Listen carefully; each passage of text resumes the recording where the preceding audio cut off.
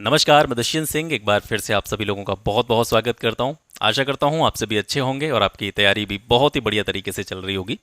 NCERT history class 7th chapter number 3 आज हम discuss करने वाले हैं। आज का हमारा टॉपिक है दिल्ली के सुल्तान। देखिए, अभी हम क्लास 7th की एनसीईआरटी हिस्ट्री पढ़ रहे हैं और कभी कभी हम ये सोचते हैं कि क्लास 6, 7th, 8th पढ़ के क्या होगा, क्या इनको पढ़ने से हमें कुछ फ़ायदा मिलेगा या नहीं मिलेगा, हमारे एग्ज़ाम में यहाँ से चीज़ें पूछी जाएंगी कि नहीं पूछी जाएंगी। तो मैं आपको बता देना चाहता हूँ, मैंने क्लास 6 में भी आपको बहुत सारी ऐसी चीज़ें बताई थी जहाँ से यूपीपीसीएस के प्रीलिम्स में डायरेक्टली क्वेश्चन पूछे गए थे। इसी तरीके से आज का जो टॉपिक है ये बहुत ही इंपॉर्टेंट है। इसमें हम दिल्ली के सभी सुल्तानों के बारे में थोड़ा थोड़ा आइडिया जो है वो जानने का प्रयास करेंगे और यहाँ से बहुत सारी चीज़ें आपको ऐसी मिलेंगी जो यूपीपीसीएस के प्रीलिम्स में डायरेक्टली पूछी गई हैं। तो एनसीईआरटी को सबसे पहली बात तो ये है कि आपको बिल्कुल भी नज़रअंदाज नहीं करना है और पूरी कराने की जिम्मेदारी मेरी है। जब मैंने स्टार्ट किया तो पूरी भी कराऊंगा। ज्योग्राफी मैंने पहले ही कंप्लीट आपके लिए करा दी है, इकोनॉमिक्स को भी मैं आपकी कंप्लीट करा चुका हूं और आपकी जो हिस्ट्री है वो आप जानते हैं रनिंग में चल रही है। तो स्टार्ट किया है तो सर ख़त्म भी करेंगे, बस आपको जुड़े रहना है, अपना जो ट्रस्ट है वो बनाए रखना है। तो सबसे पहले बात करते हैं कि इस अध्याय में आज हम किन किन प्रमुख टॉपिक्स को कवर करने वाले हैं।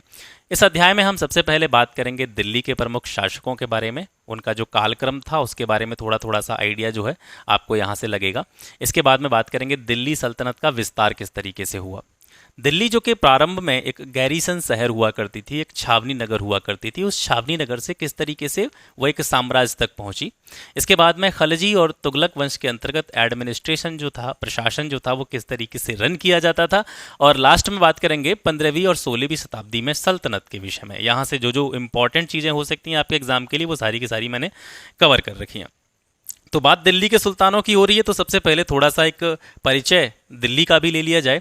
12वीं शताब्दी में जो दिल्ली था वो एक महत्वपूर्ण शहर के रूप में उभरने लगता है। यानी यहाँ से आप ये कह सकते हैं कि 12th सेंचुरी से पहले दिल्ली इतना ज़्यादा महत्वपूर्ण शहर नहीं था। दिल्ली की जो इम्पोर्टेंस बढ़ती है वो 12वीं शताब्दी के बाद में बढ़ती है। सबसे पहले जो दिल्ली थी ये तोमर राजपूतों की राजधानी हुआ करती थी। ठीक है, सबसे पहले दिल्ली कौन से राजाओं की राजधानी थी? तोमर राजपूतों की राजधानी थी। और जिस टाइम पर ये तोमर राजपूतों की राजधानी थी उस टाइम पर इसको ढिल्लिका या देहलिका के नाम से जाना जाता था। 12वीं शताब्दी के मध्य में अजमेर के चौहान, जिन्हें आप चाहमानों के नाम से भी जानते हैं, तो अजमेर के चौहानों ने क्या किया सर? तोमरों को हरा दिया, तोमरों को परास्त कर दिया और दिल्ली पर अधिकार कर लिया। तो यानी तोमरों के बाद में दिल्ली किस दूसरे राजा की राजधानी बनी? तो ये अजमेर के चौहानों की राजधानी बनती है। और फिर धीरे धीरे जैसे जैसे समय गुजरता है तो दिल्ली वाणिज्य और व्यापार के एक प्रमुख सेंटर के रूप में जो है उभरने लगती है, इसका विकास होने लगता है।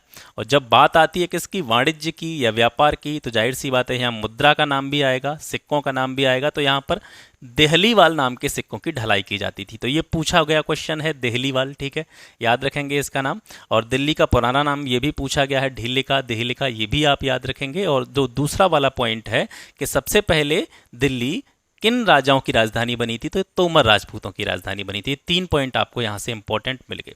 फिर इसके बाद में 13वीं शताब्दी के आरंभ में जब 13th सेंचुरी स्टार्ट होती है तो यहाँ पर सल्तनत की स्थापना होती है। ठीक है, और इसका श्रेय किसको जाता है? कुतुबुद्दीन ऐबक को। इसके बाद में जानते हैं दिल्ली के शासकों का क्रम। ठीक है, कि दिल्ली के शासकों का क्रम क्या था। और अगर आप प्रीवियस ईयर पेपर्स को उठा करके देखेंगे तो आपको ये क्वेश्चन भी वहाँ पर मिल जाएगा कि दिल्ली के जो प्रमुख शासक थे उनके जो वंशों के नाम आपको दे रखे होते हैं वहाँ पर, और आपसे पूछा जाता है कि इन सभी शासकों को एक कालक्रम के आधार पर व्यवस्थित कीजिए कि इनमें से सबसे पहले किसका शासन रहा था, फिर उसके बाद में किसका शासन रहा था। तो इस तरीके से काफ़ी सारे बारे क्वेश्चन यहाँ से जो है वो पूछे गए हैं। तो इन शासकों का क्रम जो है आपको याद रखना बहुत ज़रूरी है। और याद कैसे रखेंगे वो मैं आपको याद करा दूंगा, एक लाइन बता दूंगा और उस लाइन को अगर आप 3-4 बार अगर रिपीट करेंगे तो इन सारे शासकों का जो क्रम है वो आपको याद हो जाएगा। ठीक है, तो सबसे पहले कौन थे? इसमें तोमर थे, फिर इसके बाद में आते हैं चौहान, फिर इसके बाद में आते हैं तुर्क, फिर इसके बाद में खलजी, तुगलक, सैयद, लोदी। तो आपको एक लाइन याद रखनी है, तुम चतुर हो जी। मैं जो बोल रहा हूँ बस वो लाइन याद रखना, तुम चतुर हो जी, बस इतना ही याद रख लो, तुम चतुर हो जी, तुगलक, सैयद, लोदी। ठीक है, इस तरीके से एक रिदम बना करके, तुम चतुर हो जी, तुगलक, सैयद, लोदी, तुम चतुर हो जी, तुगलक, सैयद, लोदी। तो आप यहां से देखिए किस तरीके से रिलेट करेंगे। तुम का मतलब हो गया तोमर, ठीक है, चतुर में च जो है वो चौहान को रिप्रेजेंट कर रहा है, ठीक है। ता जो है ये तुर्कों को रिप्रेजेंट कर रहा है, और लास्ट में क्या आता है, जी, जी जो है खलजी को रिप्रेजेंट कर रहा है। तो तुम चतुर्भुजी यानी तोमर, चौहान, तुर्क और खलजी, और लास्ट में रिदम बना दीजिए तुगलक, सैयद, लोदी। तो एक लाइन याद कीजिए, तुम चतुर्भुजी, तुगलक, सैयद, लोदी, यानी तोमर, चौहान, तुर्क, खलजी और तुगलक, सैयद, लोदी। इस तरीके से आप इसको याद रख सकते हैं, ठीक है। तो तोमर जो थे ये आरंभिक 12वीं शताब्दी में दिल्ली पर शासन करते थे, और तोमर वंश की जो स्थापना की थी वो अनंगपाल ने की थी। इसके बाद में तोमरों को किसने हराया था, चौहानों ने हराया था। चौहानों का जो शासन रहा था 1165 से 1192 के आसपास तक रहा था, और चौहानों में जो सबसे महत्वपूर्ण राजा आता है वो आता है आपका पृथ्वीराज तृतीय, जिन्हें आप पृथ्वीराज चौहान के नाम से भी जानते हैं।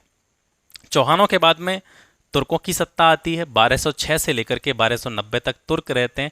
तुर्कों में जो प्रमुख शासक थे वो कौन कौन से थे, कुतुबुद्दीन ऐबक, इल्तुतमिश, रजिया, बलबन। तुर्कों के बाद में खलजी आते हैं। खलजियों का शासन 1290 से 1320 तक रहता है। इनके जो दो प्रमुख शासन थे, जलालुद्दीन खलजी और अलाउद्दीन खलजी, ठीक है। खलजी वंश की स्थापना किसने की थी, जलालुद्दीन खिलजी ने। खलजियों के बाद में तुगलक आते हैं। इसकी स्थापना गयासुद्दीन तुगलक के द्वारा होती है। 1320 से लेकर के 1414 तक इनका शासन चलता है। इसके बाद में सैयद आ जाते हैं 1414 के बाद में, और 1451 तक शासन करते हैं। सैयद वंश की स्थापना किसने की थी, खिज्र खान ने। और लोदी वंश की स्थापना किसने करी थी, बहलोल लोदी ने। तो 1526 तक जो है लोदी वंश का शासन जो है दिल्ली पे चलता है। दिल्ली के सुल्तानों के बारे में जानकारी कहाँ से मिलती है, इसका सोर्स क्या है, तो इसके सोर्सेज हैं जैसे अभिलेख वगैरह हो गए, आपके सिक्के हो गए, स्थापत्य कला से जुड़ी हुई चीज़ें यानी भवन निर्माण कला से भी जो है हम दिल्ली के सुल्तानों के बारे में जानकारी प्राप्त करते हैं। इसके अलावा इस टाइम पर फारसी भाषा में इतिहास लिखा जाता था, ठीक है। तो यहाँ पर देखिए 3 टर्म आपको दिखाई दे रहे हैं, एक लिख रहा है इतिहास, एक लिख रहा है तारीख, एक लिख रहा है तवारीख। तो ये तीनों शब्दों का मतलब एक ही है, इतिहास, और फारसी में इतिहास को क्या कहा जाता है, तारीख। और तवारीख का मतलब क्या है, ये तारीख का बहुवचन होता है, ठीक है। तो यानी जब हिंदी में हम इतिहास कहते हैं उसी को फारसी में क्या कहा जाता है, तारीख, ठीक है। और तारीख का अगर बहुवचन कर देंगे यानी इतिहास का बहुवचन कर देंगे अगर फारसी में, तो वो तवारीख हो जाएगा। तो उस टाइम पर इतिहासों को लिखने के लिए लेखक हुआ करते थे, और ये लेखक कौन होते थे, ये राजा के सचिव हो गए या जो प्रशासक हो गए, जिन्हें राजा के द्वारा अलग अलग छोटे छोटे क्षेत्रों की प्रशासन के लिए नियुक्त किया जाता था, वो सारे प्रशासक हो गए, या दरबार में रहने वाले कवि, दरबारी, ये जो लोग थे ये तवारीख का लेखन करते थे, यानी इतिहास का लेखन करने का काम करते थे। और इनमें से जितने भी तवारीख लेखक थे, इतिहास लेखक थे, सचिव हो गए, प्रशासक, कवि, दरबारी, ये लोग विशेष रूप से नगर यानी जो दिल्ली की बात हम कर रहे हैं तो विशेषकर से दिल्ली में निवास करते थे। अच्छा, अब यहाँ से बात आती है कि ये लोग जो है इतिहास लिखने का काम क्यों करते थे। ये इतिहास जिस व्यक्ति का लिखा जाता था या जिस राजा का इतिहास लिखा जाता था या जिस राजा के शासनकाल में इतिहास लिखा जाता था, तो जनरली इन लेखकों की जो लेखन शैली होती थी उसका झुकाव उस राजा की तरफ होता था, कहीं ना कहीं उसको थोड़ा सा बढ़ा चढ़ा करके ये दिखाने की कोशिश करते थे। तो इनाम पाने की आशा में सुल्तानों के लिए इन लोगों ने इतिहास लिखने का काम किया था। तो ये भी जो है दिल्ली के सुल्तानों के बारे में जानकारी प्रदान करने के एक सोर्स के रूप में देखा जा सकता है। शासकों को जन्मसिद्ध अधिकार और लिंग भेद आधारित समाज व्यवस्था बनाए रखने की सलाह भी इन तवारीख लेखकों के द्वारा दी जाती थी। इन दोनों शब्दों को समझिएगा, जन्मसिद्ध अधिकार और लिंग भेद आधारित व्यवस्था, यानी राजा बनेगा तो सिर्फ पुरुष ही राजा बनेगा, मतलब महिलाओं को उस हेय दृष्टि से देखा जाता था कि इसमें वो कैपेबिलिटी नहीं है कि ये किसी भी प्रशासन को चला सके या किसी साम्राज्य को चला सके। तो इसका एक बहुत अच्छा उदाहरण आपको देखने को मिलता है जब आप मिन्हास उस सराज, जो कि एक इतिहासकार थे इस टाइम के, उसका कोई लेख पढ़ते हैं या उसकी जो रचनाएं हैं उसमें उसने ये स्वीकार किया है कि रजिया सुल्तान की बात यहाँ पे वो कर रहा है कि रजिया जो थी अपने सभी भाइयों में सबसे ज़्यादा योग्य थी। रजिया के जितने भाई थे उसमें सबसे ज़्यादा योग्य वो रजिया थी, लेकिन फिर भी वह उसे एक शासक के रूप में मान्यता नहीं दे पा रहा था। यानी 1236 में रजिया सुल्तान का राज्यारोहण हुआ था, आपको पता है उसका शासनकाल बहुत ज़्यादा टाइम तक नहीं चला था। 1240 में वो पदच्युत हो गई थी, मतलब पद पे से उतर गई थी, ठीक है। तो 1236 से लेकर के 1240 तक यानी 4 साल तक, क्योंकि लिंग भेद आधारित समाज व्यवस्था का प्रचलन था, तो सभी लोगों को ये चीज़ पसंद नहीं आई कि भाई रजिया शासन कर रही है, हम पुरुषों के ऊपर एक महिला शासन कर रही है। तो इस तरह की चीज़ें वहाँ पर देखने को मिल रही थी और इसी वजह से कहीं ना कहीं वो ठीक तरीके से शासन नहीं कर पाई। हालांकि अगर देखा जाए तो रजिया जो है एक बहुत ही शक्तिशाली और बहुत ही योग्य शासक के रूप में उसने खुद को यहाँ पर प्रदर्शित किया। तो मेनास और सराज जो कि इतिहासकार थे वे स्वीकार करते हैं कि रजिया सभी भाइयों में सबसे ज़्यादा योग्य थी, लेकिन फिर भी जो खुद है यानी वो मिनास और सिराज है वो इस बात को कह रहा है कि मैं भैया उसको देख नहीं पा रहा हूँ, मतलब मैं उसको एक शासक के रूप में मान्यता नहीं दे पा रहा हूँ, ठीक है, क्योंकि वो एक महिला है। तो ये यहाँ से चीज़ें क्लियर हो जाती हैं।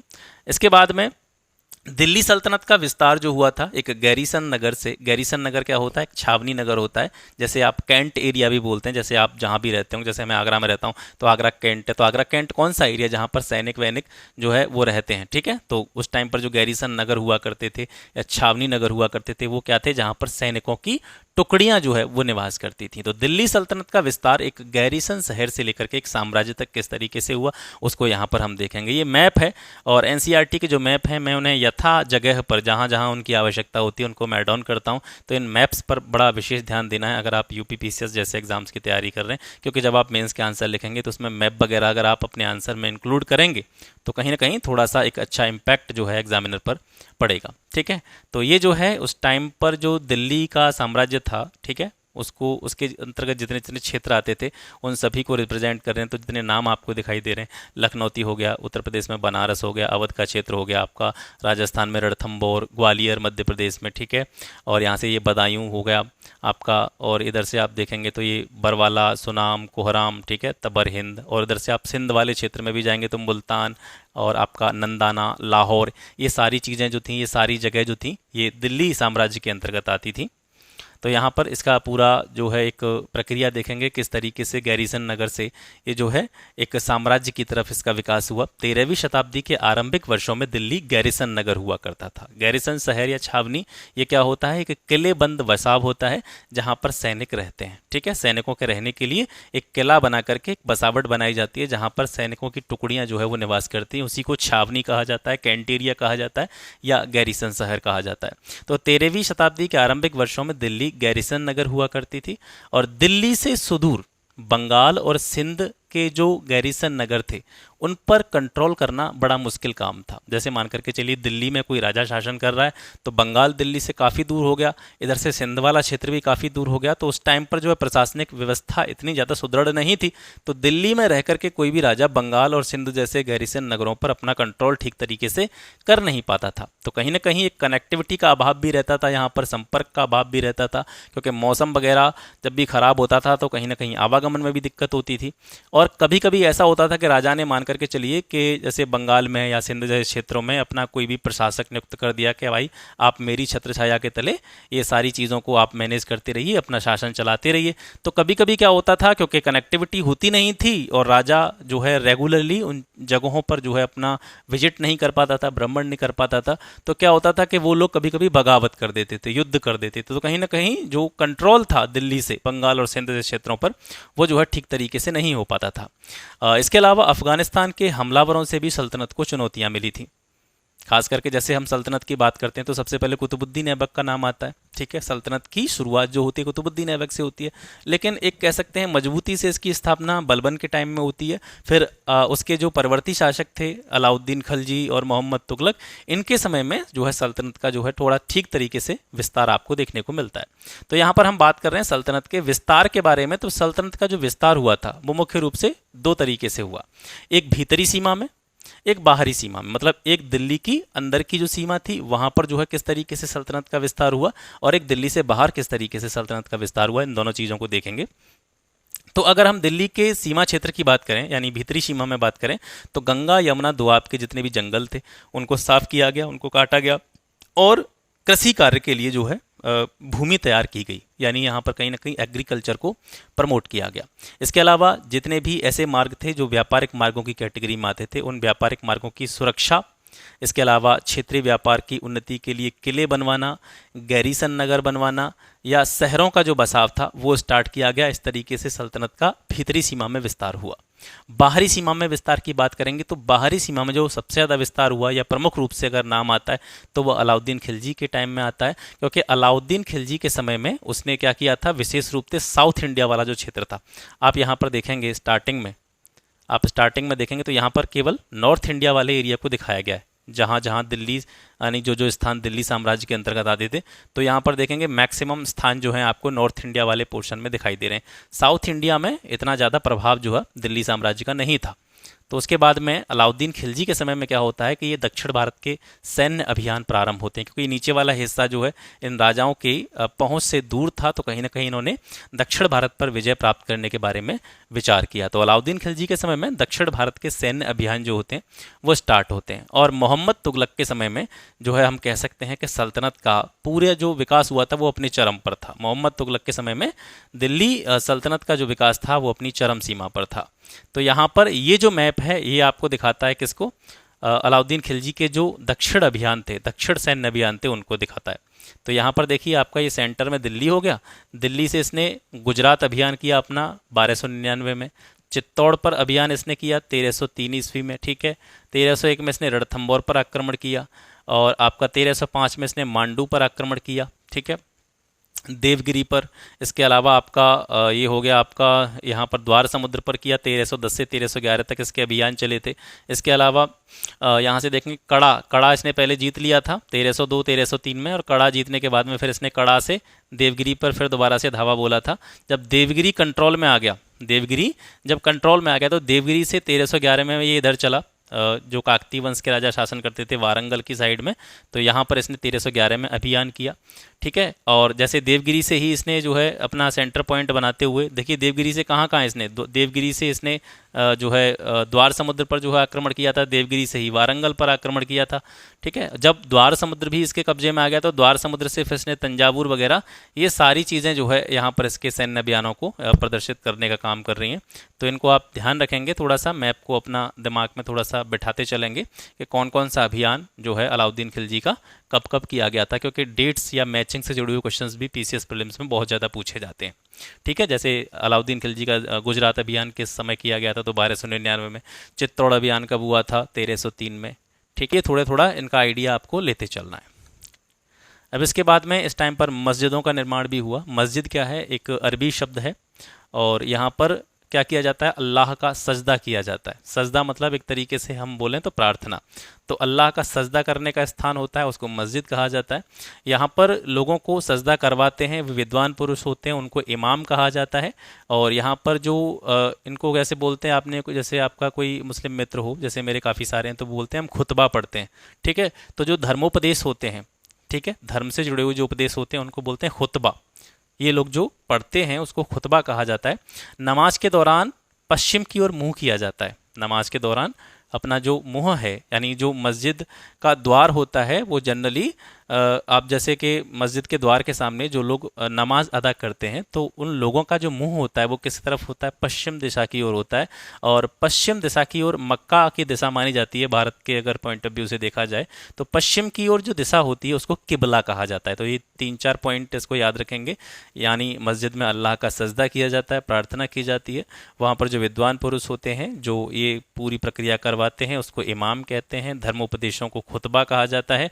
और नमाज के दौरान पश्चिम की ओर जो मुंह करते हैं तो उस दिशा को किबला कहा जाता है। ऐसे ही एक मस्जिद का नाम आता है कुवत अल इस्लाम मस्जिद, ये जो है दिल्ली में है। कुवत अल इस्लाम मस्जिद के प्रांगण में ही जो है कुतुब मीनार बना हुआ है। कुतुब मीनार की जो स्थापना की बात करेंगे तो सबसे पहले इसका प्रारंभ करवाया था ऐबक ने। ऐबक ने इसकी जो है केवल एक ही मंजिल बनवा पाई थी, पूरा का पूरा निर्माण जो है ऐबक ने नहीं कराया। इसके बाद में बचा कुचा निर्माण कार्य इल्तुतमिश और फिरोज तुगलक के द्वारा कराया गया था। दिल्ली शहर का पुराना नाम क्या था, देहली है कोहना। शहर का पुराना नाम क्या था, देहली है कोहना इसको कहा जाता था। मतलब इसका शाब्दिक अर्थ अगर आप देखेंगे तो इसका मतलब है पुराना शहर। इसके अलावा बेगमपुरी मस्जिद आ जाती है आपकी। बेगमपुरी मस्जिद जो थी ये मोहम्मद तुगलक के शासनकाल में बनाई गई थी, ठीक है। और कहाँ बनाई गई थी, दिल्ली में ही जो है राजधानी बनाई थी मोहम्मद तुगलक ने उस जगह का नाम था जहांपना। तो जहांपना में बेगमपुरी मस्जिद बनवाई गई थी। मोठ की मस्जिद ये जो थी सिकंदर लोदी के शासनकाल में बनी थी और उसके मंत्री के द्वारा बनवाई गई थी, जिसका नाम था मियाँ भोइया। जमाली कमाली मस्जिद ये 1520 के दशक में आगे जाकर के बनती है, 1520 के दशक के आखिरी दिनों में। और ये किसके द्वारा बनवाई गई थी? जमाली कमाली मस्जिद ये बाबर के द्वारा बनवाई गई थी। इसमें से जो मोठ की मस्जिद है ना, ये मोठ वाली मस्जिद का जो पॉइंट है ये वाला पूछा गया है, ठीक है, ये आप देखेंगे। और मैं वैसे ही नहीं मारा, तुक्का नहीं मार रहा हूँ भैया, अगर आप प्रीवियस ईयर पेपर्स देखेंगे तो आपको पता चल जाएगा, क्योंकि मैंने आधे से ज़्यादा प्रीवियस ईयर पेपर तो आपके इस चैनल पर डाले हुए हैं एक्सप्लेन्ड वे में, बिल्कुल अच्छी तरीके से व्याख्या देते हुए। और मैंने न जाने कितनी बार पढ़े हैं, तो मुझे पता है कि कौन कौन से क्वेश्चन जो है प्रीवियस ईयर पेपर्स में पूछे गए। तो मोठ की मस्जिद वाला क्वेश्चन भी आपको मिल जाएगा। खलजी और तुगलक वंश के अंतर्गत प्रशासन और समेकन यानी इंटीग्रेशन किस तरीके से हुआ उसको देखते हैं। सल्तनत के विशाल साम्राज्य के समेकन के लिए, इंटीग्रेशन के लिए बंदगां की नियुक्ति करी जाती थी। यानी मान करके चलिए, जैसे स्टार्टिंग में आप पढ़ रहे थे, ये दिल्ली है, ठीक है। अब दिल्ली के अलावा इसके आसपास के क्षेत्रों पर मान करके चलो कि जो भी राजा है उसने जो है अपना अधिकार कर लिया है। तो यहाँ पर कोई स्थान है, यहाँ पर कोई स्थान है, मान के चलिए 1000 किलोमीटर यहाँ पर कोई स्थान है दिल्ली से, 1500 किलोमीटर यहाँ पर कोई स्थान है दिल्ली से। तो राजा अगर अकेला ही शासन करेगा तो इन सभी क्षेत्रों पर जो है अपना इक्वल कंट्रोल नहीं कर पाएगा। तो ये लोग क्या करते थे? बंदगां की नियुक्ति करते थे। राजा तो दिल्ली में ही रहता था, राजा कहाँ रहता था? दिल्ली में रहता था। लेकिन जो क्षेत्र थे जो कि साम्राज्य के अंतर्गत आते थे, इन पर शासन करने के लिए वो बंदगां की नियुक्ति करी जाती थी। ये बंदगां कौन होते थे? ये खरीदे गए गुलाम होते थे जिनको विशेष रूप से सैन्य सेवा के पर्पज से खरीदा जाता था, ठीक है। तो बंदगां आपसे पूछा जाए कि बंदगां शब्द का मतलब क्या है, तो इसका मतलब है कि सैन्य सेवा के लिए खरीदे गए गुलाम। स्व आश्रित निम्न वर्ग के लोगों को भी इस टाइम पर, यानी खलजी और तुगलक वंश की बात कर रहे हैं हम, खलजी और तुगलक वंश के समय स्व आश्रित निम्न वर्ग के, यानी जो निम्न जाति के या निम्न कैटेगरी के जो लोग थे, उनको भी प्रशासन में उच्च पदों पर आसीन किया गया। ऐसे कुछ उदाहरण यहाँ पर देखने को मिलते हैं, जैसे अजीज खुमार, ये शराब बनाने वाला व्यक्ति था। फिरूज हज्जाम, ये एक नाई था। मनका तब्बाख, ये एक बावर्ची था। और लड्ढा और पीरा, ये जो है माली का काम करते थे। इन लोगों को मोहम्मद तुगलक के अधिकारियों के रूप में नियुक्त किया गया था। तो यहाँ पर एक चीज़ देख रहे हैं आप, क्योंकि पूरे इतने विशाल साम्राज्य को रन करना एक राजा के लिए जो है इतना आसान नहीं है। तो उसके लिए उसने एक तो बंदगांव की नियुक्ति करी, यानी वो दिल्ली में रह रहा है, लेकिन दिल्ली साम्राज्य के अंतर्गत, इस विशाल साम्राज्य के अंतर्गत जितने भी क्षेत्र आ रहे हैं उन पर प्रशासन किसके द्वारा करवाया जा रहा है? बंदगांव के द्वारा करवाया जा रहा है। इसके अलावा लोगों में एक तरह से कनेक्टिविटी बिठाने के लिए जो निम्न वर्ग के लोग हैं उनको भी उच्च राजनीतिक पदों पर जो है आसीन किया जा रहा है, जिनके एग्जाम्पल आपने यहाँ पर देखे। सेना नायकों को सूबेदार के रूप में नियुक्त कर रहा है, ठीक है। सेना नायकों को सूबेदार के रूप में नियुक्ति दी जा रही है। किसके टाइम में दी जा रही है? ये खिलजी और तुगलक वंश के अंतर्गत। तो जो सेना नायकों को सूबेदार के रूप में नियुक्ति की जा रही है, तो उनको एक एकता दिया जा रहा है, ये एकता प्रणाली, ठीक है, एकता दिया जा रहा है। एकता का मतलब क्या है कि जब कोई प्रशासनिक पद पर आदमी बैठा दिया गया, कोई सेना नायक है, उसको भैया सैलरी भी तो देनी पड़ेगी। तो इस टाइम पर जो सैलरी दी जाती थी वो एकता के रूप में दी जाती थी। एकता मतलब एक जमीन का भूखंड दे दिया है इसको, पैसे नहीं मिल रहे रेगुलर इसको कि महीने पे सैलरी आ रही है अकाउंट में, वो नहीं हो रहा है। इसको एकता दे दिया, जमीन का एक भूखंड दे दिया, और उस जमीन के भूखंड से जितना रेवेन्यू कलेक्ट होगा, जितना कर आएगा, वो वेतन के रूप में जो है वो सेना नायक वगैरह हैं जो रखेंगे, ठीक है। तो ये जो एकता होते थे, कहीं ना कहीं इनको हम कह सकते हैं कि जो सेना नायक होते थे उनकी आमदनी के सोर्सेस थे। अब एक टर्म आता है आपका मुक्ति या एकतादार। ये क्या होते थे? ये सैन्य अभियानों का नेतृत्व करते थे। एकतों में कानून व्यवस्था बनाए रखना इनका काम होता था। मतलब जिस व्यक्ति को एकता दिया जाता था उसको मुक्ति या एकतादार कह देते थे। वेतन के रूप में ये इस एकता से या उस जमीन के भूखंड से राजस्व की वसूली करने का काम करते थे। तो इतनी चीजें आपकी समझ में यहां से आ गई होंगी। अलाउद्दीन खिलजी के बारे में बात करते हैं कि भू राजस्व निर्धारण और कर वसूली का इसने जो है एक अच्छा प्रबंध करके व्यवस्था जो है अपने राज्य में चलाई थी। राज्य के ऊपर नियंत्रण के लिए इसने भू राजस्व की दरें निर्धारित करी थी, करों की वसूली स्टार्ट करी थी अलाउद्दीन खिलजी ने। अब यहाँ पर एक प्रश्न आता है कि अलाउद्दीन खिलजी के समय में, इस तरीके से क्वेश्चन पूछा गया है प्रीवियस ईयर में, अगर आप देखेंगे तो आपको पता चलेगा, अलाउद्दीन खिलजी के समय में निम्न में से कौन सा कर नहीं लगाया जाता था। तो वहाँ पर दे देगा कृषि पर कर, मवेशियों पर कर, घर पर कर, या फिर कोई एक टैक्स और दे देगा। तो आपको पता होना चाहिए कि अलाउद्दीन खिलजी के टाइम में खेती की ज़मीन पर भी कर लगता था। दुधारू जो जानवर होते थे, जो दूध देते थे, उन पर भी टैक्स लिया जाता था। इसके अलावा लोग जिन घरों में रहते थे उन पर भी उनको टैक्स देना पड़ता था। तो जो घर पर कर लगता था उसको क्या कहा जाता था, उसको घरी कहा जाता था। कृषि पर जो टैक्स लगाया जाता था उसको खराज कहा जाता था। ये खराज भी पूछा गया है। कृषि पर जो टैक्स लगता था इसको खराज कहा जाता था, और इसकी दर क्या होती थी, यानी जितनी भी उपज हो रही है उस उपज का 50% जो है वो टैक्स के रूप में रखा जाता था। उपमहाद्वीप का एक बड़ा हिस्सा फिर भी इन सभी कामों के बावजूद भी दिल्ली सुल्तानों के अधिकार क्षेत्र से बाहर ही रहा था। इसके कुछ कारण थे, क्योंकि बंगाल जैसे जो दूर के प्रांत थे, दूर के राज्य थे, उन पर कंट्रोल करना थोड़ा सा कठिन था। इसके अलावा जैसे आपने देखा था कि अलाउद्दीन खिलजी ने दक्षिण भारत के अभियान करे थे। अलाउद्दीन खिलजी ने दक्षिण भारत के अभियान करे थे, और मान के चलो कि वो दिल्ली में रह रहा है और दक्षिण भारत में जाके किसी क्षेत्र को उसने विजिट कर लिया, किसी क्षेत्र को वहां पे जीत लिया। अब जीतने के बाद में वो दक्षिण भारत में ही तो निवास करेगा नहीं, वो लौट के दिल्ली भी आएगा। तो यहाँ पर क्या होता था कि जैसे दिल्ली से उसने अभियान किया साउथ इंडिया में, साउथ इंडिया के किसी क्षेत्र को, किसी राज्य को उसने जीता, और जीत जात के वो जैसे ही दिल्ली आया तो वहाँ के शासकों ने फिर दोबारा से खुद को स्वतंत्र घोषित कर दिया। अब भैया, अब एरोप्लेन तो चलते नहीं थे उस टाइम पे, या फाइटर जेट चलते हो तो यहाँ से मिसाइल ठोक दे वहाँ पे साउथ इंडिया में जाके, ऐसा तो होता नहीं था। तो वो यहाँ से जाएगा अभी दिल्ली से साउथ इंडिया की तरफ तो उसको महीनों लग जाएंगे, क्योंकि वही आवागमन के साधन थे नॉर्मल, आपके घोड़ा गाड़ी और ये सारी चीज़ें चलती थी, है ना।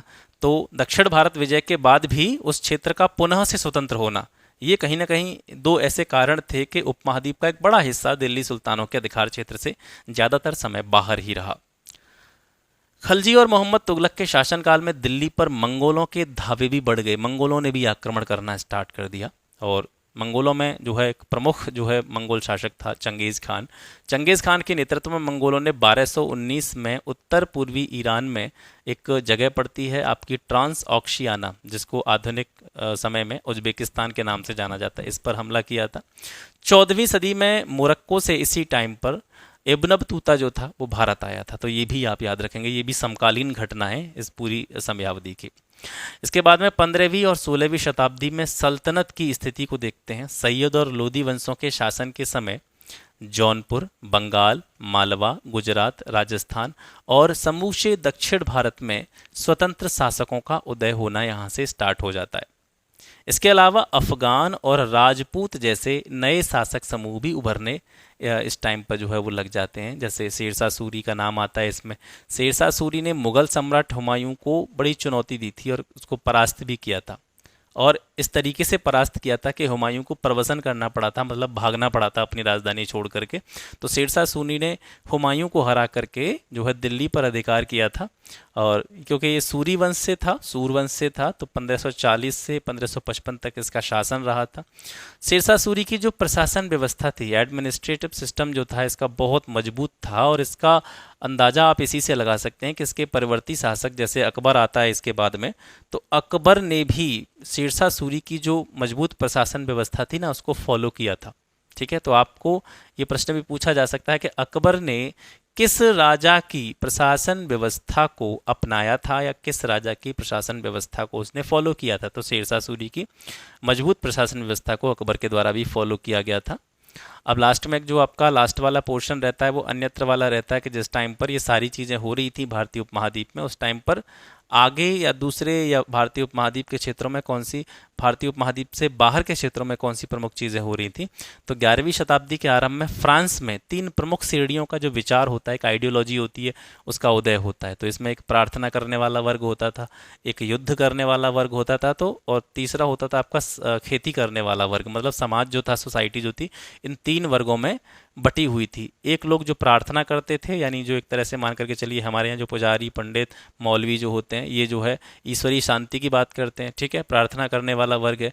तो एक तो वर्ग हो गया वहाँ पर जो पादरी वगैरह होते थे, ठीक है, तो वो प्रार्थना करने वाले वर्ग में आ जाते थे। दूसरा वर्ग जो था उसका काम था युद्ध करना।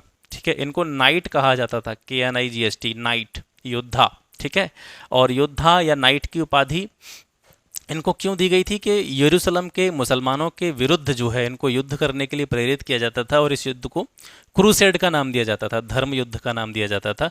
और जो इस धर्म युद्ध में लड़ने का काम करते थे उनको नाइट कहा जाता था। तीसरा वर्ग था आपका खेती करने वाला वर्ग। ठीक है, तो इस तरीके से भारतीय उपमहाद्वीप में जिस टाइम पर ये सारे वंशों की जो जो प्रमुख घटनाएं हो रही थी, उसी टाइम पर फ्रांस में समाज में, सोसाइटी में 3 नए वर्गों का उदय होता है, 3 नई श्रेणियों का विचार जो है वो अस्तित्व में आता है। अब यहाँ पर देखिए ये एनसीईआरटी का ही पेज है, मैंने एज इट इज़ निकाल के वहाँ से इसको यहाँ पर चस्पा कर दिया। अलाउद्दीन खिलजी और मोहम्मद तुगलक की जो भी प्रमुख प्रमुख चीज़ें थीं या कंपेयरिंग करते हुए दोनों को यहाँ पर दिखाया गया। हालांकि इसमें कोई भी नई चीज़ नहीं है, पूरे चैप्टर में आपने अभी तक जितनी भी चीज़ें पढ़ी हैं वही चीज़ें यहाँ पर जो है एक ही जगह पर संकलित करके दी गई हैं। और क्योंकि कभी कभी क्वेश्चन भी पूछा जा सकता है दोनों में अंतर या विभेद करने से संबंधित, तो इसी वजह से मैंने आगे के लिए इनको अपनी कॉपी में इसी तरीके से चिपका दिया है। तो मैं ये चीज़ आपको क्यों दिखा रहा हूँ, इसलिए दिखा रहा हूँ कि अगर आप पीसीएस जैसे एग्ज़ाम्स की तैयारी कर रहे हैं, ठीक है, यानी आप सिविल सर्विसेज की तैयारी कर रहे हैं, तो आप नोट्स बनाने पर ज़रूर ध्यान दीजिएगा और कोशिश कीजिएगा कि आप हाथ से नोट्स बनाएं, लिखते हुए नोट्स बनाएं। अगर आप किसी नॉर्मल से एग्ज़ाम की तैयारी कर रहे हैं, मतलब आप किसी भी एक दिवसीय परीक्षा की तैयारी कर रहे हैं, तो फिर आपको एनसीईआरटी के नोट्स बनाने की ज़रूरत नहीं है। ठीक है, तो ये हो गया आज का सेशन। आशा करता हूँ आज का सेशन आपको अच्छा लगा होगा। सेशन अच्छा लगता है तो इसको अपने फ्रेंड्स तक शेयर जरूर कीजिएगा, चैनल को सब्सक्राइब कीजिएगा। अरे यार, ये तो पहली बार बोल दिया मैंने आज। ठीक है, तो मिलते हैं आपसे फिर एक नेक्स्ट वीडियो में एक नए टॉपिक के साथ में। तब तक के लिए नमस्कार, जय हिंद।